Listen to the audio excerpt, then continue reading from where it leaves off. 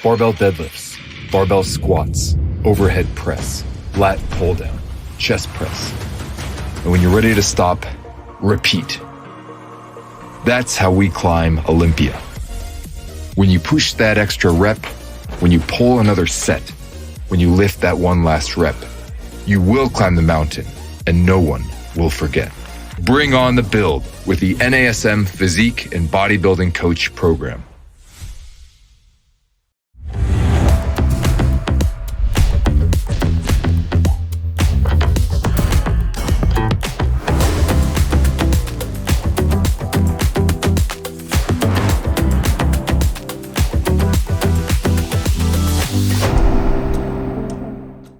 Hello, everyone. Welcome to this week's edition of the Master Instructor Roundtable. I'm Regional Master Instructor Marty Miller, here as always with fellow Regional Master Instructor, dear friend, Miss Wendy Batts. Wendy, how are you doing? I am good, Marty. How are you? Wonderful. Clearly, I'm in a new location today, but all is well. Where's Marty today? I'm telling you, it is like where's Waldo? I'm not gonna lie. Without a doubt, I need a new shirt, but it is Orlando today, so in the same state at least. Getting closer to home, so you know. Right. I'm sure your wife probably doesn't even recognize you these days. So no, I go home, I'm allowed to do laundry, and then she's like, "When are you leaving again?" Right? Well, great situation. I'm telling you, you know what? That's probably why you're happily married. So it's perfect. I get to go do what we do, and I get to come home, and then right back at it. So I love it. That's right. Well, this week I'm really excited because Marty, I know this is a topic that you hold very true and dear to your heart. I know you did some a topic or a presentation on this at Optima this year, and we've gotten a lot of really great questions and people wanted more. So we decided this week we would talk about getting a grip, talking about grip strength. And, you know, Marty, like I said, I know this is kind of your specialty. So I'm looking forward to learning, as always, from you and jumping right on in. Yeah, so I won't give too much away, but this has been something I've been thinking about for probably 8 to 9 years now. And it was me coming off a conference on primal movement patterns. And all of a sudden, of all things, I learned about this from one of my children. And we'll get into slides about that, and I'll tie that back in together then. But this is something I think, Wendy, you and I have known our entire fitness career, that grip strength is important. And hopefully we're going to find out a little more of the potential reasons why. Yes. And so if we go to the next one, these are going to be the three main areas that we're going to talk about. Number one, of course, the importance of grip strength, and then also how grip strength is basically it's a predictor of our longevity, which is kind of crazy to think about. You know, again, it's not something that we measure as often as apparently we should. And then, of course, we're going to talk about exploring new training techniques and maybe some different tools that we use when we're training our clients and athletes in order to work on this particular area, if you will. Yeah, and then we'll hopefully give a couple key takeaways on what you can do in the gym tomorrow with your clients to add some new exercise techniques. Yes, indeed. Excellent. So, Wendy, I'll jump in here, and then, I'd love to hear your thoughts because, again, you and I have been in the industry, for a little while. And I know going back early on in my career, grip strength, again, was just this precursor for longevity. And then it was a period, not a comma, right? Like, okay, but there was never really the why. So, we know that this is a indicator, but also look at the quality of life, right? If you can't grab things and open things and, really use the dexterity and strength in your hands, obviously the quality of your life is going to diminish. But you'll see in this bullet point here, very important endogenous parameter of health-related quality of life, as we talked about. And then, as we look at the loss of muscle strength, which enhances the risk of fatal falls and consequently the risk of fractures, strongly related to health-related quality of life. And Wendy, I know you and I both have trained youth to elite athletes to seniors. So I'm sure you've seen this in your training with your clients as well. I have. And you know what? I think it's important because, people always tell me, when do you have such strong hands? And in all reality, with what I do on the manual therapy side, it's really important in my career that I do have strong hands and, work on my forearms and everything like that too, because again, it's going to help me do what I do best, which is go in, find that tender spot and put people through pain that's, shouldn't be painful, if you will, but to find those areas that need a little bit of work done. But you know what, too, it's like, when you're thinking about translation, it is very, very important. And so we'll do these like handshakes. Remember back in the day when you're like, shake my hand, how hard can you squeeze? And then the first one to give. Did you ever do that? Of course I did. I mean, we were working on it then and made it a game when we were younger, but now that we realize how important it is, I mean, I think, it's starting working with my son who's 6, it's important to really work on his grip strength, because especially after looking at some of the statistics we're going to talk about, it really is important. And with that grip, Wendy, you're going to live forever. I'm telling you. Well, watch out, world. Exactly. But when you think about this too, when we're talking about like high grip strength, it's strongly associated with, preserved mobility, higher activities of daily living, and of course, decreased disability. So right there, that should be indicator number 1. This is something you should start working on if you're not already. And it was inversely associated with all-cause mortality. So when you think about all-cause, you're thinking about cardiovascular, you're thinking about, just everything health-wise. If you're looking at the what was it, 5 kilograms, I think was what the research was showing. That's significant. And I know, Marty, when you pulled up a lot of research that you're going to share with us, but you also want to think about myocardial infarction as well as stroke. All of this stuff, just by thinking about grip strength. And I never really associated all of that until you kind of put this together and you talked about it at Optima, which again, very, it intrigued me even more. But then, if you look at all the benefits, it's just, I never really put it all together. Yeah. And 2 things that jump out at me is, 1, this last bullet point. And again, the research is there. You'll see it at the bottom here. In the Lancet, it's not like Muscle and Fitness. This is as good of medical research you can get. Grip strength is a stronger predictor of all cause and cardiovascular mortality than systolic blood pressure. Like, how many times you go to your doctor and they check your blood pressure? No doctor's ever talked about your grip strength. But reverse engineering part of this, if you look back into the early 1900s, et cetera, what would people have done that primarily lived long? They were manual laborers, right? They worked all day long. And remember how we used to talk about, like, that person has farm strength. They never went to a gym, but they were just strong. And I remember one of my, speaking of that handshake game, one of my good friend's father was an electrician his whole life. So think about what he had to do all day, every day. And he could crush you from a grip strength. Like, we used to play that game, like, dear Lord, never went to a gym in his life. He was just active his whole life. So as you start to think about this, and we're going to tie in another part of it, it just makes sense. People that are incredibly active and doing physical things would have to have strong grip. And it would make sense they have a chance to live longer than sedentary people or people who don't put their body through the appropriate stress. So we can be sedentary now and still exercise, right? So we still have to think, are we as active as our generations before us? Well, and it's also really quick to, you can lose it very quickly as well. I look at someone like my dad, again, he was raised on a farm. My grandfather, he raised, he had crops and everything, and they had to cut it and carry and do all the things manually. They didn't have all the big machines that they do now.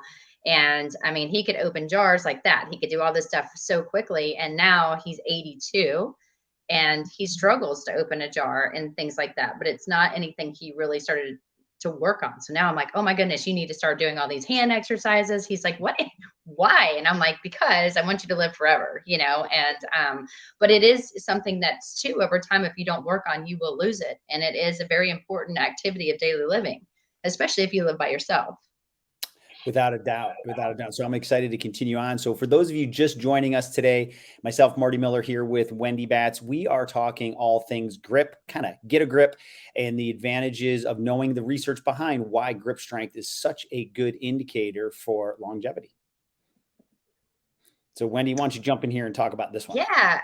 So when we're talking about, the use of grip strength as a biomarker for current health status, it's most directly supported by research showing cross-sectional association between grip strength and the strength of other muscle actions, both healthy individuals have, as well as adults with pathologies. And so, when you're thinking too, again, looking at research, it's very important that, when we're looking at your grip strength and how it's an indicator, what is it that you're doing to increase your grip strength? And if we go back to the slide and you start looking at the second bullet point, it's important too to think about, using something like the grip I always say this wrong, dynamometry. I don't say it wrong, but I have to like spread it out. But when you're thinking about that and the measurement of the grip strength it's been adopted as a singular indicator of overall strength. And so for me, I'm like, I wonder if I could just grab one of these and squeeze it and then say, okay, this is how strong you are. Let's move on. And it lets me know overall as a trainer what I'm working with. Absolutely. It's go back to why we assess, right? So we do a tremendous job of movement assessments, but this is so simple and easy. You can buy the more expensive one you see there. There's digital ones. It's such an easy screen. And then you can tie it again to show someone's progression over a 4, 6, 8 week period. And they're going to be shocked, right? So I would absolutely add this into your assessments. Research time. Yeah, Marty, this is all you, bro. So one, I wanted, I was fascinated with the topic. So coming from athletic training background and NASM background, I didn't want to just kind of think about it. I wanted to dig into it. So a couple key research articles here. So you can see here from Perspective Urban and Rural Epidemiology, the PURE study. Researchers measured grip strength nearly 140,000 adults. So 17 countries, pretty good sample size, right? That this isn't just 10 people, and followed their health for 4 years. So really solid research here. So you mentioned this a little bit earlier, Wendy, with that 5 kilograms. So around 11-pound decrease in grip strength over the course of the study was linked to, look at this here, 16% higher risk of dying from any cause, 17% higher risk of dying from heart disease, 9% for stroke, and 7% for heart attack. So if you're telling me that I can have high single digit to double digit decrease in any of these by focusing on grip strength and what it takes to increase your grip strength, I'm all about it. Yeah. And, I think it's also important too, to look at right now what one of the number one causes of injury is.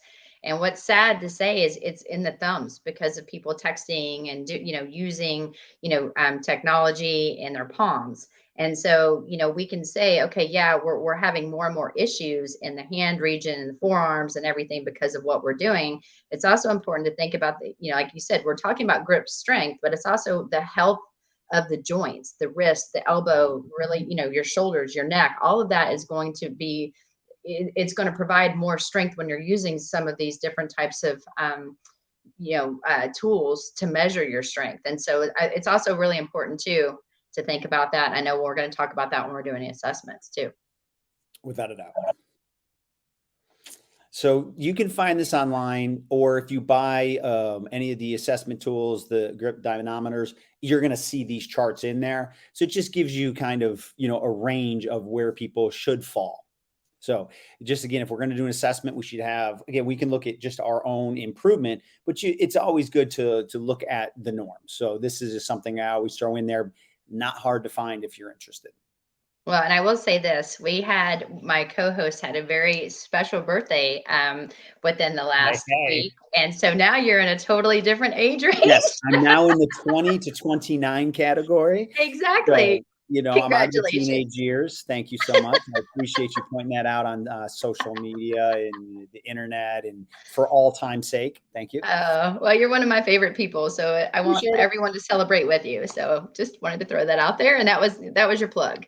So let's talk about why this grip strength is so important. So when an object is placed into a baby's, hand. So let's say, and this one, I love this picture because I know when my son was born, I always put my fingers in his palms and I wanted him to hold my hand. And I was like, oh, look, he loves me. And look at, and I'm playing with his little fingers.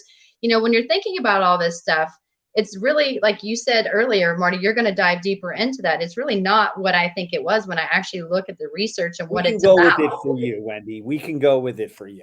And well, no, but I mean, so when you're thinking about the reflex that appears at birth and persists until 5 to 6 months, many of us are familiar with that grip, but then it's also commented as a sign of a strong and healthy baby. So I was like, yes, once I read that, I was like, dude, my kid's, he's amazing.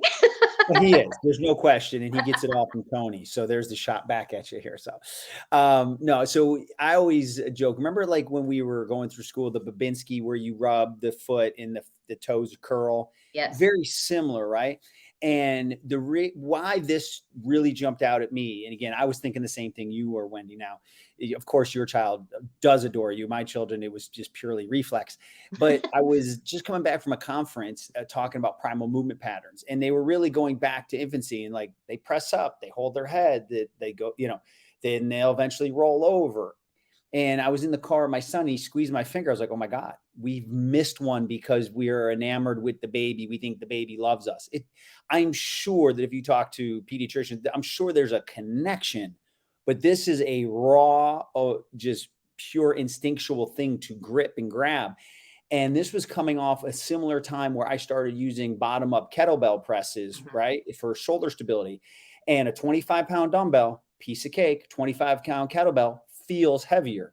So if you reverse engineer that, the ability or inability to grip, hold, and stabilize can make an object heavier or lighter, right, in the way it feels. And so there's a huge correlation between grip strength and shoulder stability, especially in a closed chain. Let's go back to what babies have to do eventually, right? They have to press up, but they also have to grab stuff to try to feed themselves. So why would this not be the first thing that the body is hardwired to do, to develop, right? Outside of breathing and the things that come naturally, is you do need to develop grip strength or you're not going to survive. And we are still basically the same way cavemen and women were. So I was like, oh my God, maybe this is why the longevity is so, such tied in, because if you didn't have grip strength, there was no longevity. So that's where I was excited. Like, okay, did we finally connect some dots instead of a period? Now there's a comma on why grip strength is so important. It's one, if not the first primal movement pattern that's hardwired in our body to develop. Yeah, well, and I love the research that follows it, because it does look kind of creepy just because it was so old. So if we go to the next slide and we start, and I should win an award for the oldest research article that's still relevant. Yeah, but I mean, so if you're looking at this, I mean, it is pretty disturbing to see this picture and the mom, like, okay, is the baby gonna fall? Is it not gonna fall? But she's a newborn, all the protocols nowadays, I'm sure. I know, well, a newborn's grasp is so strong that it can hold its entire body weight while it hangs from its arm. So that's what you're seeing here in this picture. And, there have been hanging babies from a stick experiments, which when you think about just even the name of that research is kind of disturbing. And then if you see the year, I think it was 1870 or 91, sorry. And it was published in the British Medical Journal by Lewis Robinson. So again, this isn't something that is new. It's just something we don't often talk about. But as you can see, it is super, super important. Yeah, I think the dots were not connected there. So for any of you just joining, yes, if you're joining and just seeing the hanging babies on a stick, the reason that myself, Marty Miller, and Wendy Batts here, my co-hosts on the Master Instructor Roundtable, we're talking all things grip strength. So I promise you there's a rationale, but yes, 1891. And it's probably better that they did the research back then, because it may not get approved as the way they did it nowadays. But I wonder how many babies fell. Like, I mean, I want to know what the not in the research. I've read it, and you'll see, I think, here on the next slide, you can still find the full research article online, which is, I want to know how big this is, meaning, right. Did they do? There it is. I cited my research from 1891. All right, I'm going to go in and look it up, because I just want to see how big the experimental study was. Like, how many babies did they hang from a stick and how many fell? Now, I'm willing to bet that over the last 100 years, there's going to be more people reading this research again than in the last 100 years, right? But you should read the research article. Their terminology and stuff is pretty interesting to see how things have changed slightly. But at the end of the day, they produced a great study. And it really, I just think as an industry, we missed the beginning of it. We knew the end where grip strength was important, but we didn't reverse engineer it back to the beginning. Yeah. So I will not be conducting any of these experiments. I'm just saying.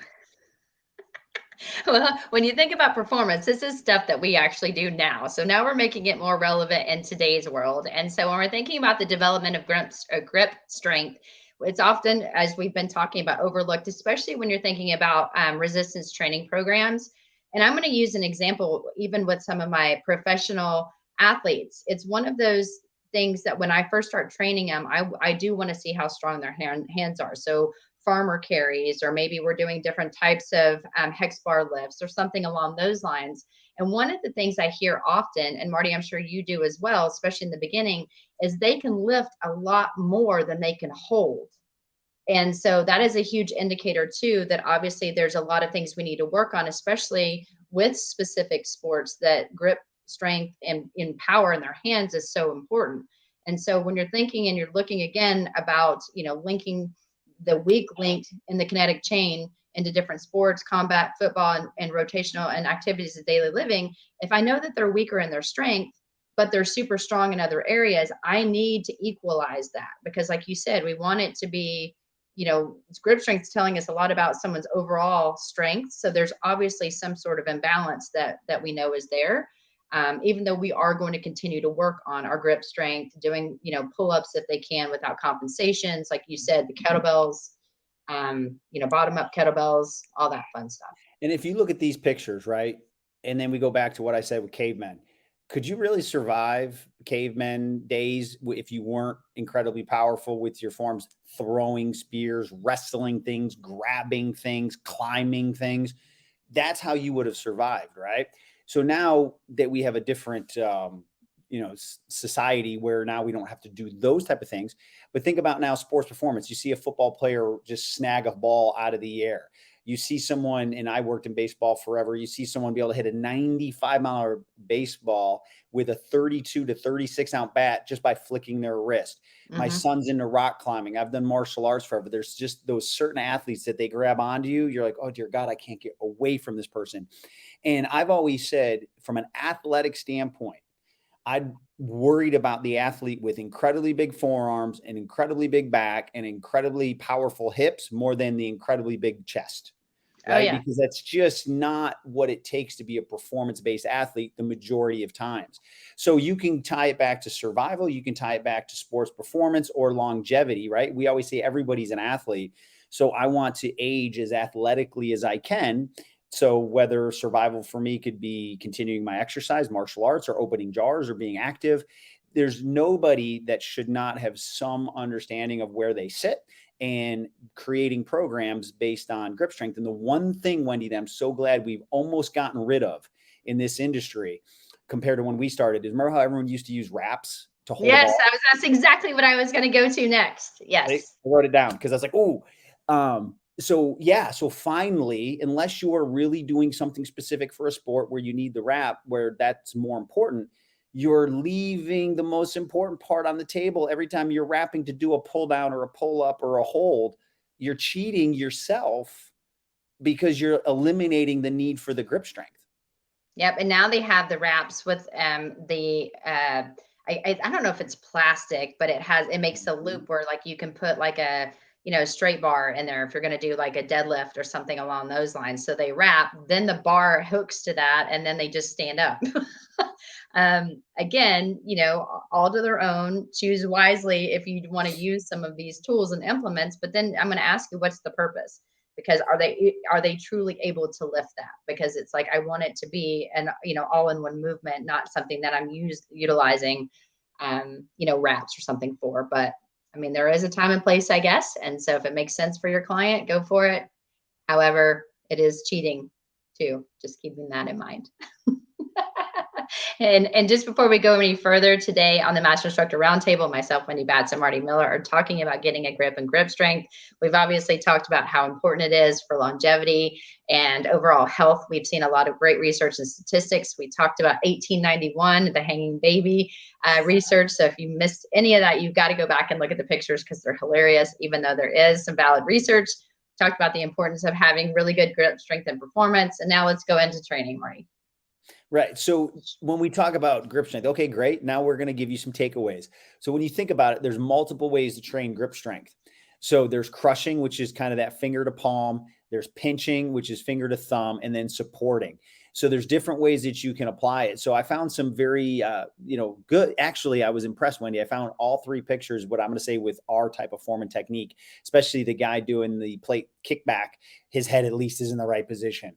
So usually that, you can't find a good picture there. So think about how you can sneak stuff in, right? So we talked about not using wraps and supports if you don't have to. There's the oversized grips, but let's even talk quickly, and we'll bring it back up, is the OPT model already builds it in there for you.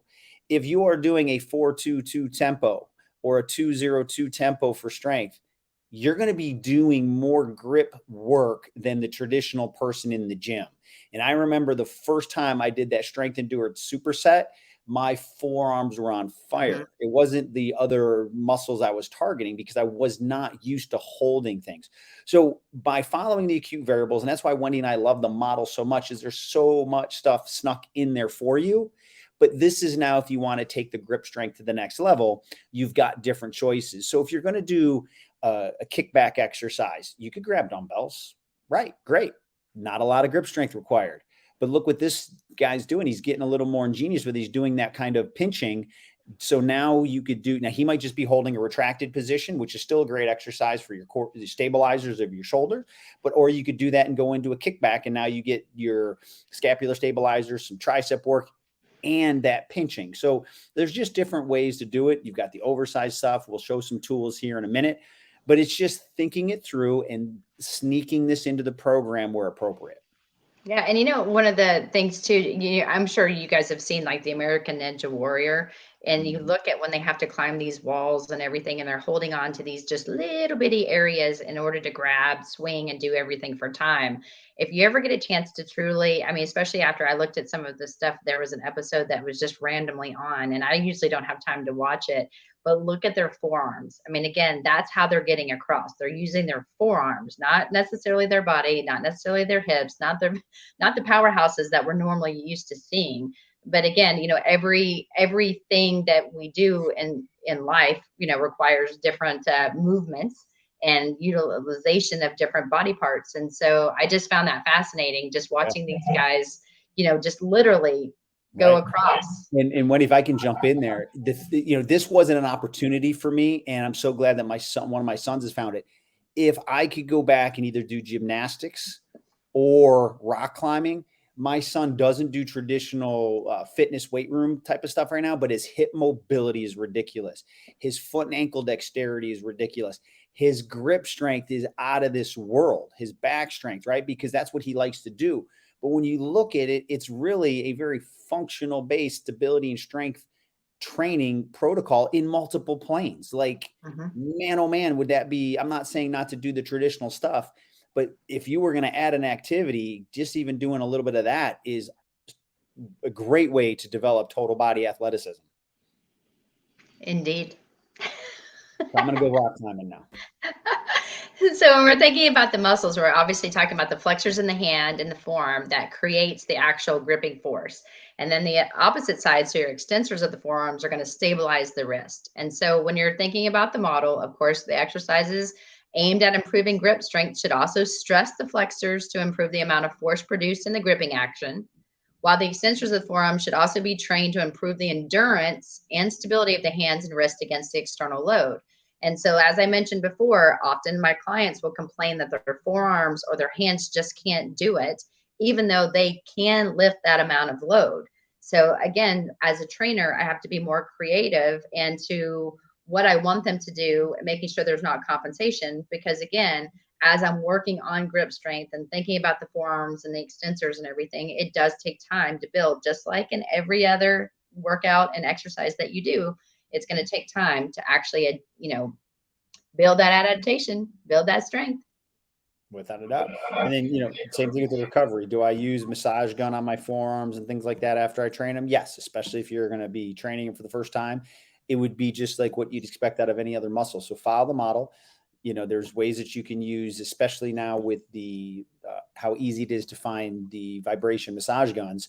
You would apply it the same way as you would any other body part, because you want them to be loose and limber and ready to go, as well as from a recovery standpoint. Yes. And here's the toys we talked about. And these are just a couple. I saw, I provided a picture with towels, are fabulous. You don't have to purchase anything. The top one, the blue ones, they're actually called fat grips. There's different sizes because everyone's hands are different size. Then the one below it is, I think they call that the dog bone. So it's, again, a thicker handle. And then that on the left, it's hard to see because I didn't put a picture of a standard bar. That's a fat bar, right? It's just thicker. So it's just going to require, whether you're pulling, pushing, or doing whatever with it, it's harder to get your full hand around it. So these are implements that can be put in. But again, kettlebells are great ways, like bottom up presses, all these other things that just require your forearms to work to a higher level. Yeah. And like you said, towels. I mean, anything that you can use. I mean, you don't have to buy anything crazy, but just change up your grip. And so here we go, the key takeaways. So again, you want to understand the importance of grip strength in everything that we do. So all activities of daily living, especially when you're working with elder like populations. So, active older adults is what we're calling them these days. Especially as I increase in age too, I want to continue to call it that. Because again, opening my own jar, that is super important. Like, how awful and like, I will do everything in my power not to ask for help to open a jar. I'm beating the sides of it. I'm grabbing any kind of thing because I know that I'm strong enough to do it. So I get frustrated with myself. And so again, these things are important, especially as we age. So it is important too, when you are doing different types of workouts, switch the different, like you said, the width of the bars, switch the different types of tools that you're using with your client. See if they can do like hanging things where they have to hold on to something and then maintain proper 5 kinetic chain checkpoints throughout everything that you're having them do. And if you keep doing this and reassessing, so Marty, you showed a tool and implement you could use. But like you said, there are multiple different ways to assess grip strength. Look at it every 4 to 6 weeks, just like you do on someone's movement assessment. See if you see a benefit, because it will lead to long-term benefits overall. And again, on my longer extended presentation for Optima, one of the things I do myself is like the Olympic plates, depending on how strong and the size of your hands, you can even grab like the 25-pound plates because they're thin, because they're bigger, and just stand with your 5 kinetic chain checkpoints, great posture, stare at a clock if you're by yourself and see how long can you hold that with that pinching, and see if you can get 15 seconds, 30 seconds, 40, right? Like that can be a training protocol for endurance, or it can be an assessment as well. Well, and another one of the exercises that I use with some players, so they have to be strong, is I would think about the plate. Again, I usually use the rubber ones and not the metal ones when I'm doing this particular exercise, but I'll have them in like a one-arm row stance. So they're just in a bent over hinge position, maintaining proper alignment, and their arm is hanging straight down, holding, pinching a weight. And then they have to switch hands, and they go back and forth. And so they have to be able to react quickly so the weight doesn't fall, but then also they have to use their grippers. So, they're grippers. But I'm telling you. So Marty, this was fun. I'm glad that you were willing to do a shorter part of what you did, because I think, if you guys missed Optima and Marty's session, it was absolutely incredible. But you can see the importance of grip strength. And so thank you for bringing that to the forefront for sure. Now, my pleasure. I think it's just one of those hidden things that we just need to spark an idea, and then people are off and running. Yes. And if you guys have any more ideas or anything you want Marty and I to talk about, always feel free to contact us and let us know what is it that you want us to talk about. If there's certain questions that you have, please send them our way. And you can do that by emailing me directly at wendy.batts@nasm.org, or you can find me on Instagram at wendy.batts13. And my information is right here as well. So you've got dr.martymiller72 for Instagram, and then my email, marty.miller@nasm.org. So Wendy, it's always a pleasure. Thank you for all your great comments and, validating how you see this as an important topic. And for all of you who joined us this week, thank you so much. And we look forward to seeing you on next week's Master Instructor Roundtable.